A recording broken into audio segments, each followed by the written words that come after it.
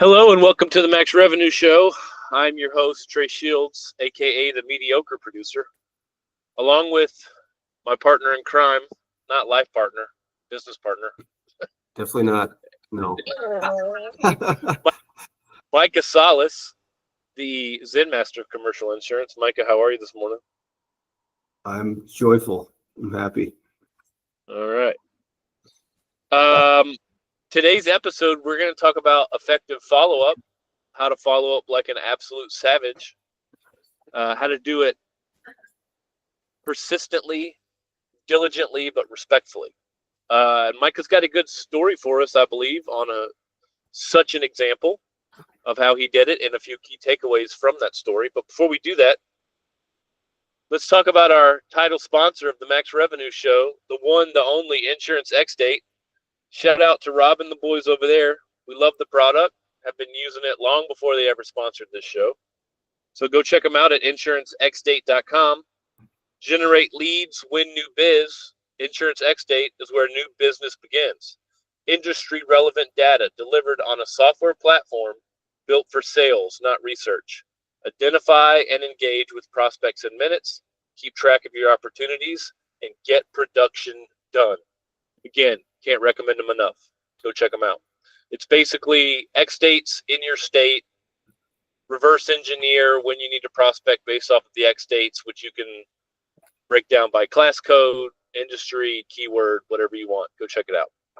All right, let's get into it. Effective follow-up. Micah, would you like to tell us your story? I think you might have hinted at this in last week's podcast, but we're going to go into it a little bit deeper. I know I got a question about follow-up in the last week, and you did too. Combining those two together with your recent story, I thought it would be a good topic for today. So teach us, wise one, on effective follow-up. Okay. Many moons ago, back in June of 2025, on a sunny, hot Texas day, I decided to jump in my car and do some drop-ins. So I was doing drop-ins, and what I typically do on my drop-ins, I get asked this question a lot, is I wrote a book, so I'm going to drop the book off, right, with a note. And that's what I was doing. And this particular day actually was probably an hour south of here, and I had about 9 or 10 drop-ins. And one of the businesses I wasn't on my list, but I happened to just see it. And so I swung in, and I knew it was I could tell by the company, like it was like perfect kind of prospect, right? Checked all the boxes. So I leave, stop in there. The lady who handles the insurance, who I was told handles the insurance, isn't there. So I just leave a book with a note. And I send a follow-up email saying, did you get my book? This lady responds, yes, I got it, but we are totally happy, have zero interest in meeting. Thanks for reaching out. I'll let you know if something changes in the future. I kind of took that as at this point in time, right, when I got this message, this was late June, a week after I did the drop. I was like, okay, it's kind of a win. She responded to the email at least, right? That was me kind of trying to be positive. I also was using Insurance XDate, shameless plug. And because I hadn't done the research before meeting them. And so then afterwards I used Insurance XDate, kind of did some digging. And I was like, man, it just looks, there were some things that caught my attention. And so I looked up and found the owner's information, and I mailed him a book directly as well. Didn't think anything more of it. It was just like, and I wasn't trying to necessarily go around the quote unquote gatekeeper. I was just like, hey, I just wanted to send him a book, right? Looked like a good prospect. Don't hear anything. Fast forward till August 9th. My plane is landing. I take it off airplane mode, my cell phone. We're getting back from Wisconsin, and I check my work email, of course, because we're all addicted to checking our work email if you're a producer. And all of a sudden I get a message from the lady who shot me down. And she says, hey, the owner read your book, and he found it eye-opening. Her words, not mine. And she said, I'm now tasked with reading the book. This was talk about a full circle moment, right? So she said, I will be in touch with you late August. Also, our health insurance has gone up 40%, which is unacceptable. So I'd like to talk about that too. Cool. All right. You know. And so I responded with just like, hey, sorry that I had to make you read a book on insurance. You know, hopefully don't hold it against me. Look forward to hearing from you. And anyways, then I just get the email this morning officially. She's like, hey, can we meet September 11th? The owner wants to meet in person at our office. So I feel pretty, so that's where it's at right now. All right. That's the story. And I think as you and I were talking, there's a lot of lessons that we could extract from the story that I think are worth talking about, that hopefully you guys will find some value in, because they're kind of reoccurring themes. I think that a lot of us as producers and people in sales in general will always face. So yeah, that's the story. Pretty cool story. We'll see how it ends. I haven't closed anything yet, but I feel pretty good about this one. So yep, got it. I mean, regardless of what happens, I mean, still you get in the door and you're, an ideal account. Oh, one last thing, by the way. Let me add one last thing. They're a December X date. So timing, this is perfect. I've been talking with some producers over the last couple of weeks where they're like, I've been calling like 30, 60 days out. I was like, dude, you're just wasting your time. I mean, there's certain industries, maybe that makes sense, but for most of you guys listening, just trust me, 4 to 6 months, somewhere in that range. After that time frame's up, stop calling, unless they call you or whatever, but you're just wasting your time. You're spinning your wheels. You got to start planning ahead. So anyways, that's the last part. I'm sorry, cut you off there. No worries. So I think you jotted down a few takeaways. What's your first one? The first one, the first no isn't necessarily a hard no. It depends on who's giving it, right? But I think a lot of times, even on cold calls, this happens to us, right? They're like, no, I'm happy. Well, that's just like a knee-jerk reaction, right? Or when this lady got the book, she had time. That wasn't a knee-jerk reaction, but she was probably busy. She's swamped. Everyone's swamped. Everyone's busy. Just look at your own clients. We know this, right? Look at your own account managers, your own team. Like, everyone's just busy. And so if something's not a crucial pain point, I'm just going to say no. And I think this is the difference between like an office manager though and an owner. An owner is thinking big picture, right? And so my book is more of a big picture framework kind of thing. And so the owner's probably thinking like, hey, this is a pretty big expense. This is a different way to view this thing. My company's valuable to me. He's looking at this bigger picture where that office manager's, she's kind of a task rabbit, right? So she's checking things off, and that's how you got to be in that role a little bit. But he gets it, and he's like, let's meet with this guy, right? So, but yeah, when you hear a first no on a cold call, maybe they're being 100% genuine, but that's where I like to throw out like the kind of the accusation audit to a certain extent, the old Chris Voss accusation audit, where it's like, no, we're really happy to make, hey, man, I totally get it. I'm looking for people who are either curious, that like wondering, are they overpaying, or maybe have some pain, but it sounds like you're like totally happy. So yeah, I appreciate that. And then you'd be surprised how many people will actually like correct you if you're wrong. And then if you're right, they'll be like, yeah, we're just, man, with the guy 30 years, love him, trust him, quoted, like, and then you're like, okay, great, move on to the next one. So that accusation audit is funny how many times, and I don't think they even consciously know what they're doing. No, but it's like you feel the need to correct it if it's wrong. And then they end up opening up the door. I'm not that great at it. I've just heard you do it. And yeah, I think if you get good at it, it's pretty killer. Yeah.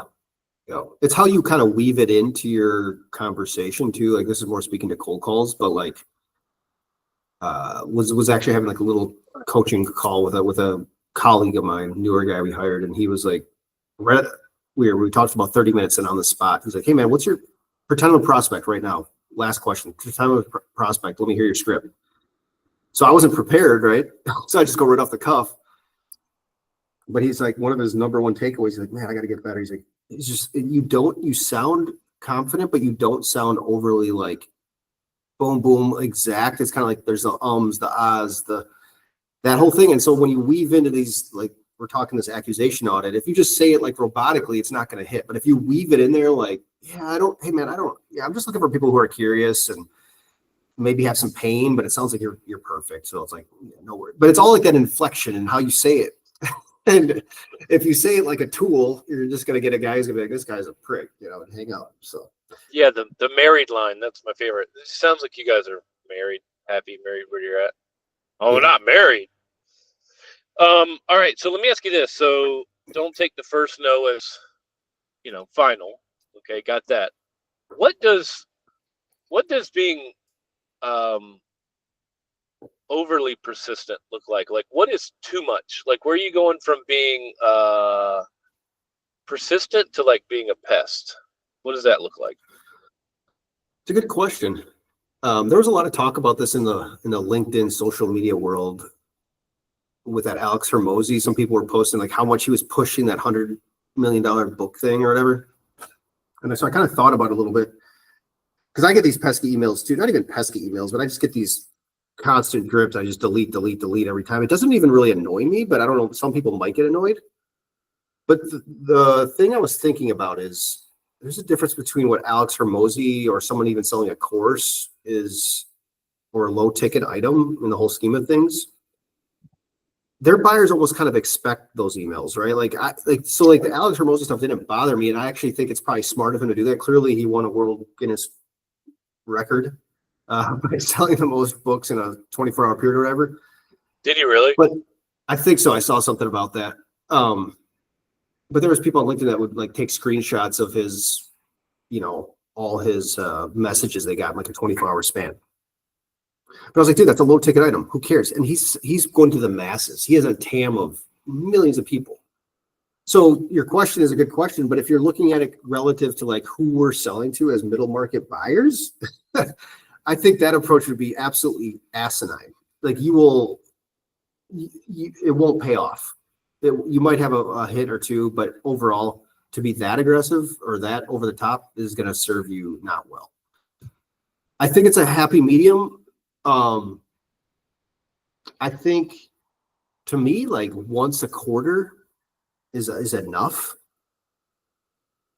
to put someone on a monthly email campaign. Even if they elect into it, fine. But if you just add them to your drip campaign monthly on your own accord, I think you're probably going to get. I don't think that's. I think that's a little bit overkill, even.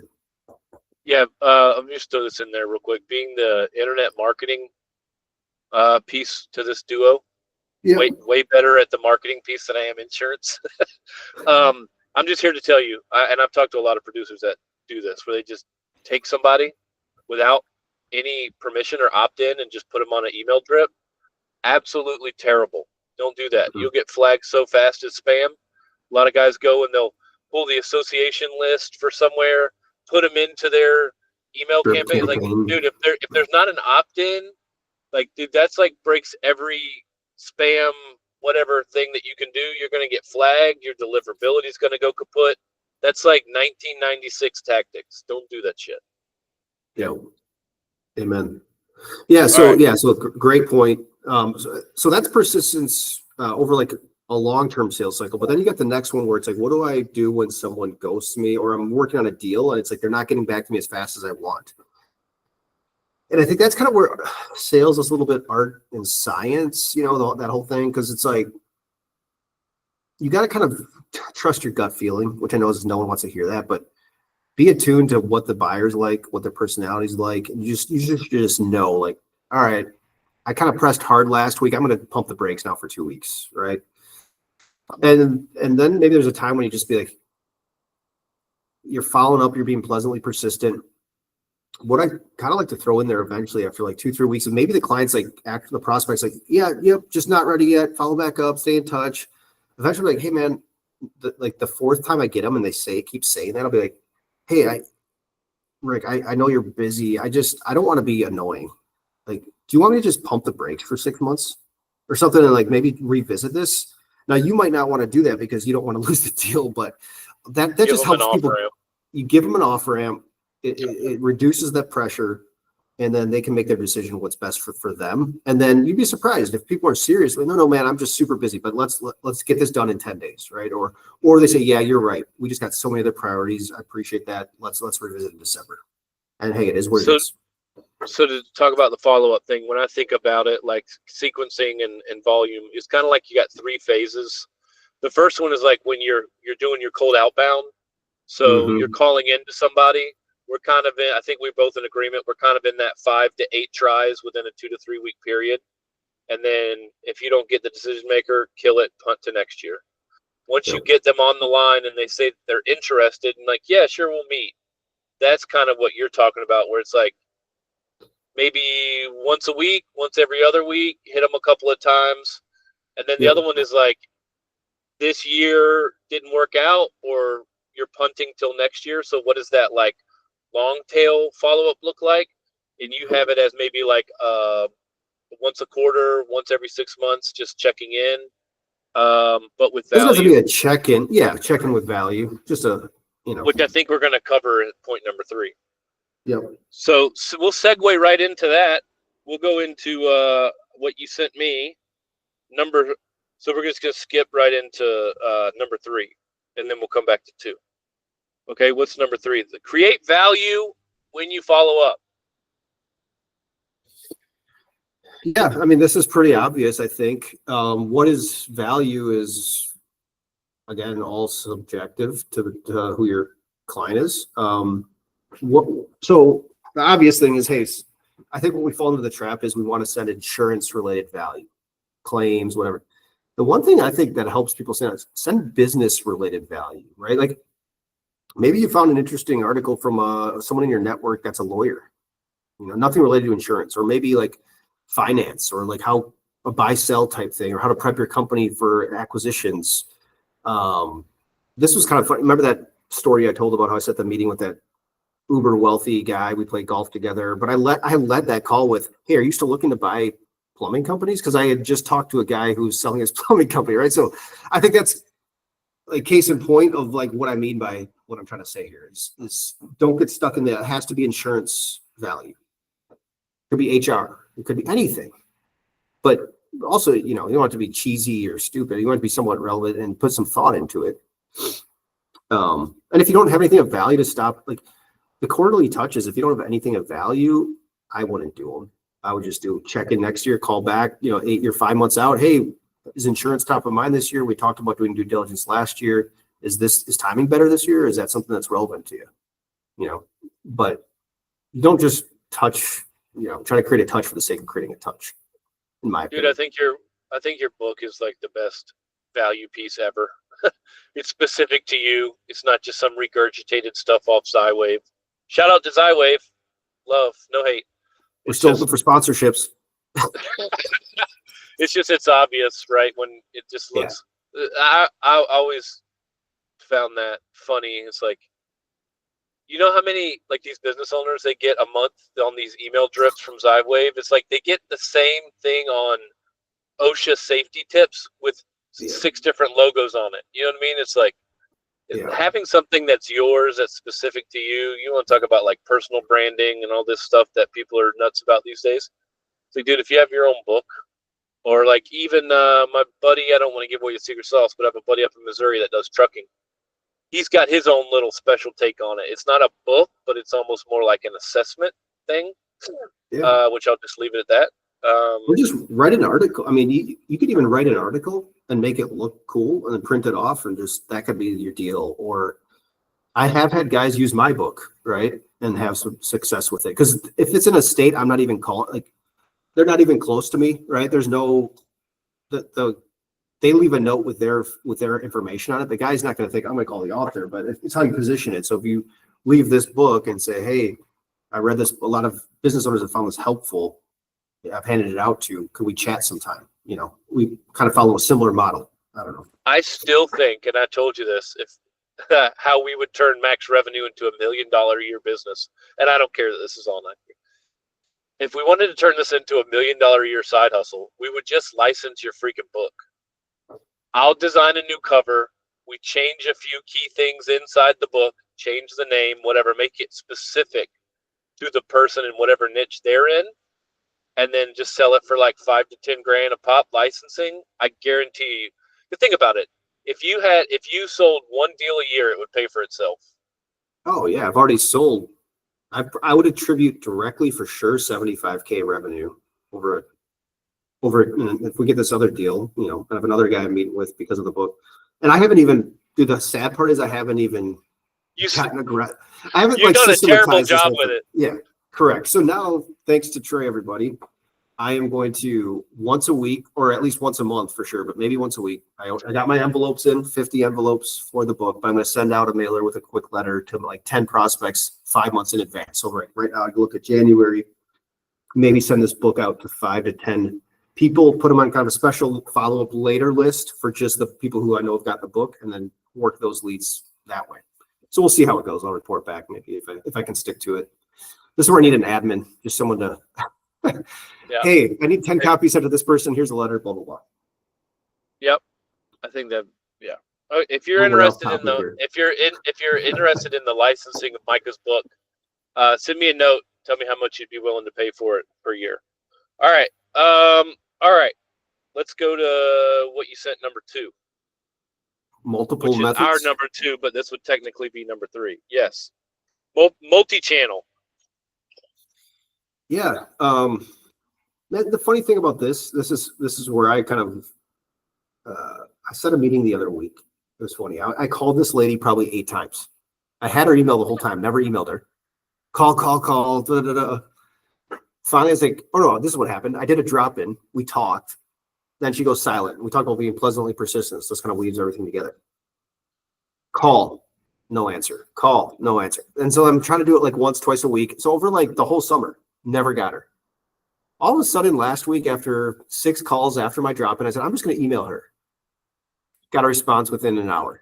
Now we have the policies coming. We're doing the due diligence. So it's like, you got to meet people where they're at, like, and what method they like. For me, I'm a phone guy, but that's where it's just like, dude, try the email after 3-4 calls, if it's not, and don't let it go 6 weeks. So lesson to myself, be open-minded to using multiple channels, and also to your point, if you're doing phone calls and you have a business that's an hour, like 20 minutes from your house, and you really want to get in there and all you do is call them and they never stop in, just mix it up. So use LinkedIn. Hit a guy up on DM a guy on LinkedIn if you've never really just try something different. Yeah, I think we have to clarify on this because we very much harp on the fact of cold outbound and picking one channel and mastering it. If it's email, it's email. If it's direct mail, it's direct mail. If it's, if you're a super attractive female and you want to do LinkedIn, do LinkedIn. I think we both have a face made for radio, so we do cold calling. But I think we have to be careful here because I don't want to mislead like the new guys who are trying to figure this out. That doesn't mean do everything. Yeah. Pick one thing and do it, master it. But if you keep hitting a wall with that thing, then it's okay to like pivot. So you get your 5 to 8 calls over a few week period. There's no response. Shoot, after a first couple of calls, leave a voicemail, send them an email, whatever, like go for it. That doesn't mean you need to do everything for everybody. It just means, do you understand what I'm saying? You feel like that's. No. Yeah. Ryan Serhant, who's a really successful real estate guy. He has a show up in New York, selling New York. He always has this phrase like expansion. I'm gonna botch it. Expansion always and always, right? And I think it could be like prospecting always and always. So like you said, get really good at one thing. But this is how you start to grow your book faster is when you start to do one thing or, you expand always and always, right? So perfect example, I look back over the last 3 weeks. One of the meetings I sat was on a drop-in, right? One was from a voicemail. I never used to leave voicemails. Eventually I was like, you know what? I should start leaving voicemails again. I rarely get callbacks, but I do. So I got a meeting from a voicemail. I had a guy reach out on LinkedIn, DM guy I posted a picture of my book and told some testimony that a contractor reached out. Hey, send me a copy. So my point is like this is why I think master cold calling. And I think everything else is so much easier. Right. And so if you can master cold calling, you always control your own destiny. And then everything else just feels like so easy, right? Doesn't even feel like difficult. And then the cool part is you can cold call effectively 2 hours a day to 3 max, and you still have I asked this question, what do you do the other 5 hours? Well, LinkedIn, networking, whatever else you want to do. Service, right? Drop-ins, mailing out books, service, meeting with clients, getting referrals, all that good stuff. Yeah, I've kind of identified this for me. I know this is off topic, but like getting those calls in, if you kind of like get to the root cause when I'm not hitting my daily call, it's actually not laziness or anything like that. It's not having a list prepped. For me, that's kind of like the biggest catalyst. So in insurance XDate in my state, I can't qualify them based off of premium size because they don't have premium in Louisiana. So I have to do like another step where I have to dig. And when I don't make my calls, what the real root cause is I haven't scrubbed the list ahead of time. So I know that's a tangent, but if you're having a hard time making your calls, maybe look into that. Is it because you just don't have your list prepped?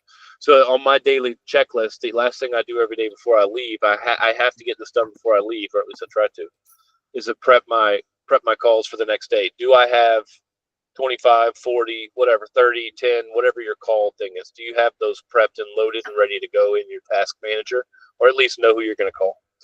All right. So we had don't take the first no as final. We had value in the follow-up. We had multi-channel, use multiple touch points. Number 4, stay professionally persistent. I think we've kind of covered that, don't you? Oh, for sure. Yeah, we got that one out. I think we're down to the last one, which we've kind of covered too, but the importance of decision maker versus gatekeeper, right? Yes. Decision makers.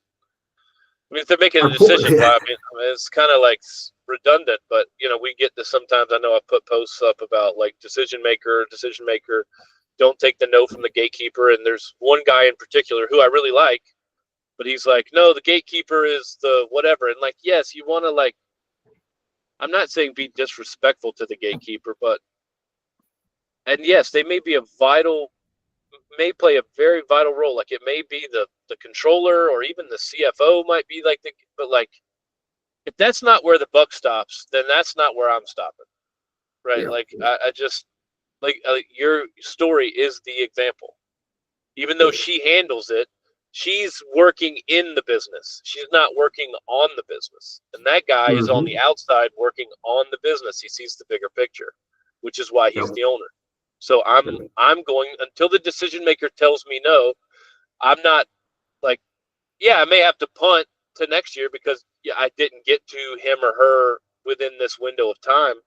But like, unless the decision maker tells me to kick rocks and never call again, I'm not taking them off my list.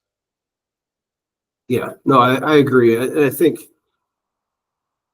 the part, I don't want to say pushback, but there is some times where gatekeepers, you call them over 5 years, it's the same lady that's always there. And maybe it's a super flat organization. You kind of get the sense like if they're BSing you or not, right? The gatekeeper. Because there's some where I'm just like, I think this gatekeeper's legit, actually. I think she's telling me the truth. The guy, he's with his best buddy, never going to leave. Okay, yeah. So there's some nuance to this, like everything in life. But let me clarify real quick. When I call the gatekeeper and she says, we already have an agent, he's happy. Yeah. I'm not taking that. She has no idea. She doesn't know. Yeah. And that's where having a cell phone, cell phones. So I'll make this plug too. And I'm not sponsored by Zoom, obviously. I wish I was, so they have big bucks. But we subscribed as an agency to Zoom Info, finally, right? Took us a couple of years. We all came together. We kind of had to subsidize as producers. But anyways, we did it. It's been well worth it. Like I'm getting an extra, their cell phone data has got a lot better on there. It's still, some of it's crappy, but compared to anything else I found on cell phone data, it's probably still the best. And it's real, I would say it leads to at least over the last month I've had it, an extra 3 to 5 conversations a week that I wouldn't have had without having it. And the only reason that is because I have cell phones. That allows me to go directly to the decision maker if I have their info. Here's one of the other benefits of starting with a decision maker, even if they probably don't do it. This is how you cold call. All right. So it's like you're calling the owner of the company. It's like, yeah, Bob, are you in charge of the insurance? Well, yeah, I own the company. Yeah, no, I knew that, but I didn't know if you delegated that off to someone else. Well, no, I do it. And then there, you don't sound weird, like you should have known that they are in charge. So that's one of the things. But the other benefit of it is I call it like the pass down, right? Hey, we got like Susie in our office handles it. Go talk to her. Okay. Now he might not even be interested or whatever, but me just saying that to Susie of like, Susie, hey, talk to Bob, the owner. He said to call you about the insurance. Is that something? I was calling to see if you guys ever do due diligence, blah, blah, blah. No, I don't do anything shady. I don't try to pretend like Bob wanted to meet, unless he really truly did. And he said, yeah, I'm interested. Set up a meeting with Susie. I'll say that if that's what he tells me to. But if he doesn't say that, it's just even just dropping their name and saying, I spoke with, he told me to call you, can lead to meetings. Funny story here. And I set up a meeting a couple weeks ago where I called the owner. He said, I don't do that. So-and-so in our office does it. And I said, okay. He's like, but we're pretty happy. Like, I don't think we'd ever move anyways or whatever. I said, okay, that's fine. Well, I'll just call her and see what's up. So I call her and said, hey, I just spoke with Jake. He said to reach out to you. You're in charge of the insurance. We started talking for 20 minutes. We set a meeting. This is the funny part, dude. At the first meeting, she's like, it was an hour-long meeting. And she weaves into the conversation at some point. She's like, yeah, you get calls. Like, I wouldn't even be meeting with you guys, honestly, if I didn't know, like, if our owner didn't recommend talking to you, but he must know someone over there at your agency or something. And I was like, thinking to myself, I was like, no, he just told me to call you, but I never pretended like I knew him or anything like that. So, hey, I don't care at this point. It is what it is. So just a funny story. And yeah, more of a story. Start the decision maker if you can. And don't stop at the gatekeeper, either. All right. I think we circled that wagon pretty well. Yeah. Side note, just got back from a 3-day golf trip. Got my butt absolutely handed to me. I'm not nearly as good as I thought. I went and played up in Atlanta with a couple of my buddies. And like crazy green complexes, like super hilly. I'm not used to that. I'm playing these flat Mickey Mouse courses in Louisiana. So I got my butt absolutely handed to me. And so I've been humbled. So yeah, I just thought I'd throw that out there. That's a good reminder on comparison. Don't compare yourself. You can have a buddy shooting 75 on flat courses with, that are easy, and you go play a lot of undulation and a bunch of other stuff, and all of a sudden you go from a 75 to an 85 real quick, right? Dude, I didn't have a flat shot over 3 days. And also, it's with my buddies, so you want to play well. I haven't seen him forever. I got on the first tee box and like my hand was shaking. I friggin' sky hooked that first tee ball. Not good. But anyways, it was a good trip. And so back to the grindstone with that. We'll be getting better. There's levels, and I'm not even anywhere where I thought. All right. Enough of that. Let's wrap this thing up. Again, shout out to Insurance XDate. Link to their stuff will be in the show notes. Can't recommend it enough.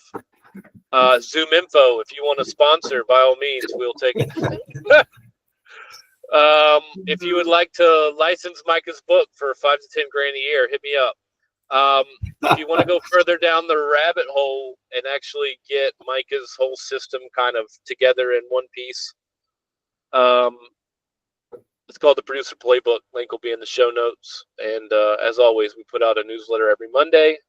That's basically somewhat of a rough outline of this podcast. So if you want to exchange your email address for a pretty good newsletter about being a producer in your inbox every Monday afternoon, Monday evening, then the link to that will be in the show notes as well. And we appreciate you listening. We know you got a lot of stuff to do. There's a lot of noise out there. So hopefully this is signal amongst the noise. And we appreciate you listening and giving us your time. So with that, we'll bid you adieu. Catch you next week.